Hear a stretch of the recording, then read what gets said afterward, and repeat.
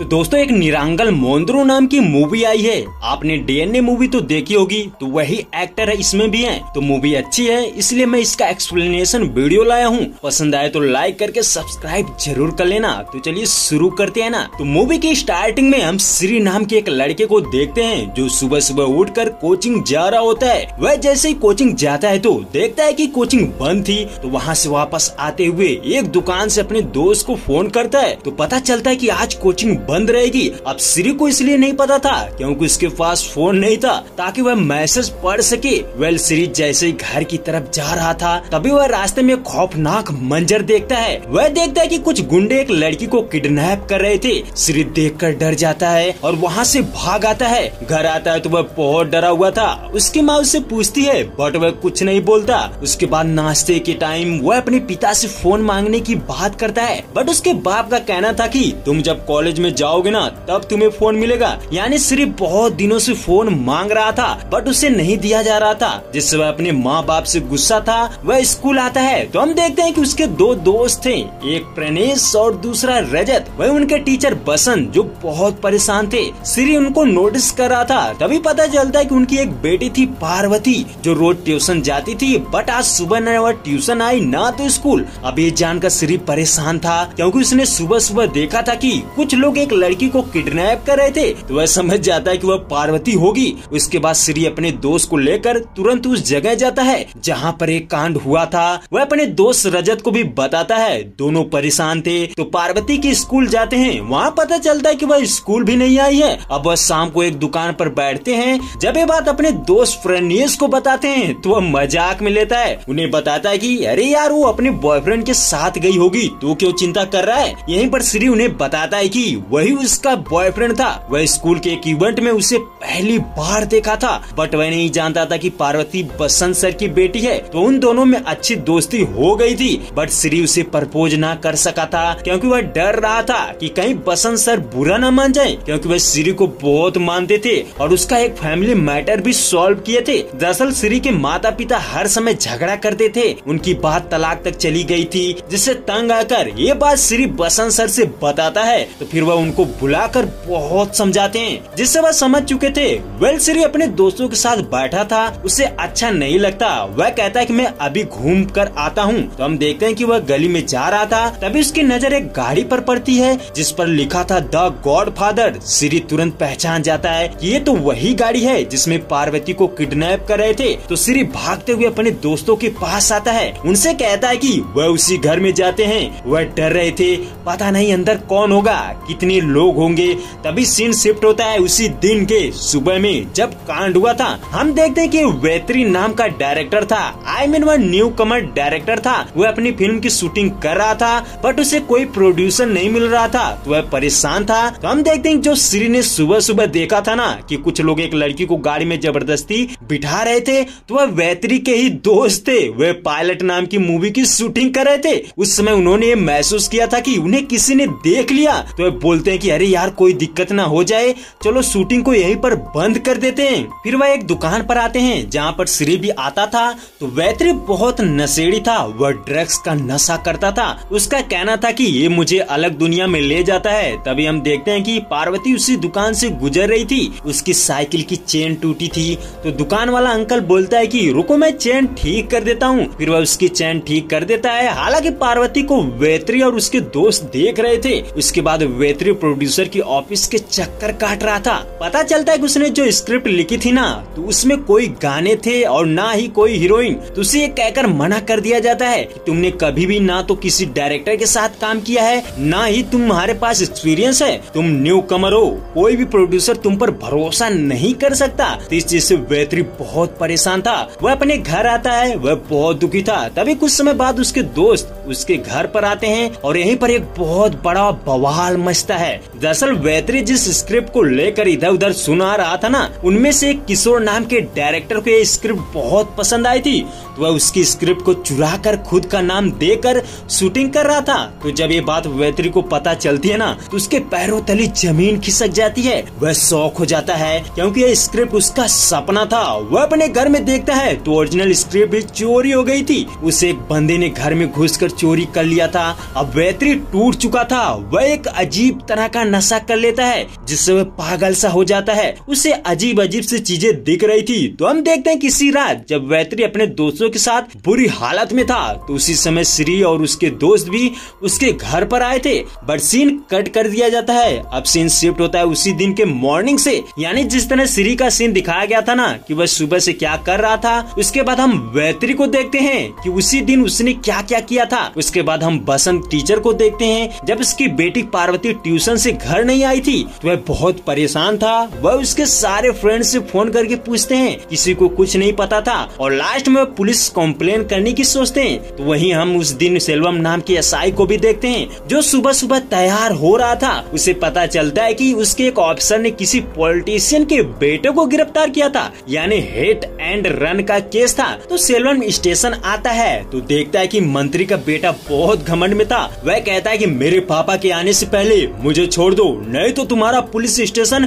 बर्बाद कर दूंगा, तुम सबकी वाट लगा दूंगा। तभी सेल्वम गुस्से से बोलता है कि देख बेटा, मैं बचपन से ही किसी से डरा नहीं हूँ, तू जो धमकी दे रहा है ना इससे मेरा कुछ उखाड़ तो नहीं पाएगा, इसलिए चुप रह। तूने जिस औरत को टक्कर मारी है ना वह अस्पताल में है, जब तक ये पता नहीं चल जाता कि वह ठीक है कि नहीं है तब तक तू यहीं पर रहेगा, मैं तुझे नहीं छोड़ने वाला। अब कुछ समय बाद मंत्री के पीए आता है, वह सेल्वम को घूस देता है कि कुछ दिनों में इलेक्शन आने वाला है, अगर इस तरह मंत्री के बेटे के बारे में मीडिया को पता चलेगा तो बहुत बुरा होगा, इसलिए आप ये पैसे ले लीजिए, उसे छोड़ दीजिए। तो सेल्वम कहता है कि ऐसी बात नहीं है कि मैं ईमानदार ऑफिसर हूँ, मैं तो इसे छोड़ने वाला था बट ये सबको धमका रहा था। तो फिलहाल सेल्वम पैसे लेकर मंत्री के बेटे को छोड़ देता है। उसके बाद पुलिस स्टेशन में वही बंदा आता है जिसने वेत्री के घर से स्क्रिप्ट चुराई थी। दरअसल उस स्क्रिप्ट को चुराने के लिए सेल्वम ने ही बोला था। अब वह ऐसा क्यों बोला था ये तो बाद में पता चलेगा। वेल तभी बसंत सर भी वहाँ पर आ जाते हैं। वह अपनी बेटी का फोटो दिखाते हुए सेल्वम से कहते हैं कि मेरी बेटी सुबह से ही नहीं आई है। इस पर सेल्वम कहता है कि अरे यार ऐसे केस बहुत आते हैं, लड़कियां अपने बॉयफ्रेंड के साथ भाग जाती हैं और हम पागलों की तरह ढूंढते रहते हैं। सेल्वम कहता है कि जाओ कंप्लेन लिखा दो और पता करो कि उसका कोई बॉयफ्रेंड तो नहीं है। अब बसंत अपने घर जाता है तो जब वो इसके बारे में अपनी वाइफ से पूछता है ना तो वह कुछ नहीं बताती, यानी वह किसी से बात से नाराज। वेल इसके बाद हम देखते हैं कि जब सेल्वम मंत्री के बेटे को छोड़ता है तो वह बहुत गुस्से में था। तो मंत्री के बेटे को पता चलता है कि सेल्वम का एक बेटा है जिसका नाम है वेत्री, वह शॉर्ट्स फिल्में बनाता है। वह उसे मारने के लिए अपने कुछ दोस्तों के साथ उसके घर जाता है। तो हम देखते हैं कि उस समय श्री भी उसके घर पर ही था, वहीं वेत्री अंदर नशे में धुत था। तो जब गुंडे घर में एंटर करते हैं ना तो देखते हैं कि वेत्री नशे में मस्त था। वह उसको मारने लगते हैं और उसके दोस्तों को भी मारते हैं। कुछ समय बाद जब ये उसे होश आता है तो वह उन गुंडों को दौड़ा दौड़ा कर मारता है तो वह भाग जाते हैं। अब वेत्री के दोस्त उसको गाड़ी में बिठाकर कहीं ले जाते हैं। तो हम देखते हैं कि श्री भी उनका पीछा करता है। उधर पुलिस स्टेशन में इंस्पेक्टर चोर से ये पूछता है कि इस लड़की को तूने कहीं देखा है क्या? तो वह बताता है कि हाँ सर, मैं सुबह सुबह एक काम करके वापस आ रहा था, इस लड़की को देखा जो साइकिल लेकर पैदल जा रही थी। वह मुझे देखकर डर गई थी, फिर मैंने देखा कि वह एक गाड़ी में बैठकर चली गई। ये सुनते ही ऑफिसर कहता है कि ठीक है, अगर वहाँ साइकिल नहीं मिली तो मैं तुझे नहीं छोड़ूंगा। वहीं अब हम श्री को देखते हैं जो बाइक से उनका पीछा कर रहे थे। तो वेत्री के दोस्त समझ जाते हैं कि ये लोग हमारा पीछा कर रहे हैं तो वह गाड़ी रोक देते हैं। तभी वेत्री उन पर गुस्सा होने लगता है। वह सोचता है कि वही गुंडे हैं, बट श्री कहता है कि हम तुमसे लड़ने नहीं आए हैं, मैंने सुबह देखा था कि तुम लोग इस गाड़ी में एक लड़की को बैठा रहे थे, यानी तुमने एक लड़की को किडनैप किया है। ये सुनकर वह समझ जाते हैं। वह कहते हैं कि नहीं ऐसी बात नहीं है, हम एक फिल्म की शूटिंग कर रहे थे। अब श्री को इसकी बात पर विश्वास नहीं होता तो वह शूटिंग का वीडियो दिखाता है जो बिल्कुल सेम था। अब वह समझ जाता है तो श्री उस लड़की का फोटो दिखाते हुए बोलता है कि मैं इस लड़की को ढूंढ रहा हूँ। हालांकि वेत्री ने उस लड़की को देखा था। वह कहता है कि मैंने देखा था कि उसका एक्सीडेंट हो गया था जिससे उसकी साइकिल की चेन टूट गई थी, तो वह दुकान पर आई थी, उसकी चेन अंकल ने ठीक की थी। अब श्री समझ जाता है कि ये लोग उसको किडनैप नहीं नहीं किए थे, बट सवाल है कि आखिर वह गई तो गई कहाँ। अब श्री चला आता है। वहीं दूसरी तरफ वेत्री पर जो अटैक हुआ था ना, उसके पिता सेल्वम को पता चल जाता है। वह समझ जाता है कि आखिर उसके ऊपर अटैक किसने किया था, यानी मंत्री के बेटे ने।